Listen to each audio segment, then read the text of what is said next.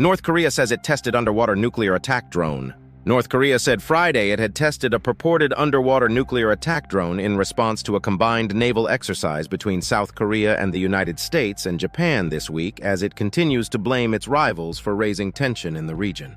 The alleged drone test came days after North Korean leader Kim Jong-un declared he would scrap his country's long-standing goal of a peaceful unification with South Korea and that his country would rewrite its constitution to define South Korea as its most hostile foreign adversary.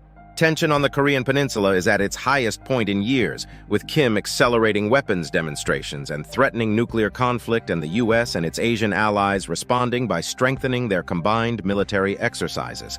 The test was not of a nuclear device, but rather of an underwater self-explosive drone, according to Shin Jong-woo, a military expert at the Seoul-based Korea Defense and Security Forum. Shin called it a navigation test for their battery-powered underwater suicide drone, adding that North Korea was testing how the drone would perform over long distances and long periods of time. Shin noted that North Korea had tested the Hail-2 unmanned underwater nuclear attack boat between April 4th and 7th of last year. CBS News senior foreign correspondent says the weapons is something like a cross between a rocket and an unmanned submarine, but capable, the North Korean regime says, of carrying a nuclear warhead.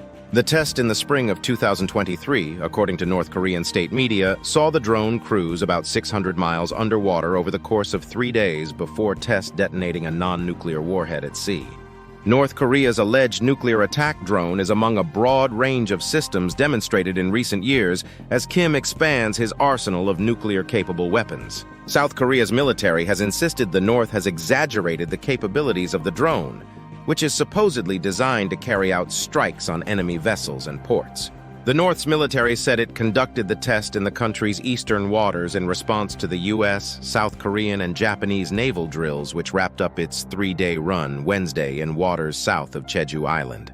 Our Army's underwater nuke-based countering posture is being further rounded off, and its various maritime and underwater responsive actions will continue to deter the hostile military maneuvers of the navies of the U.S. and its allies, the North's Defense Ministry said in a statement.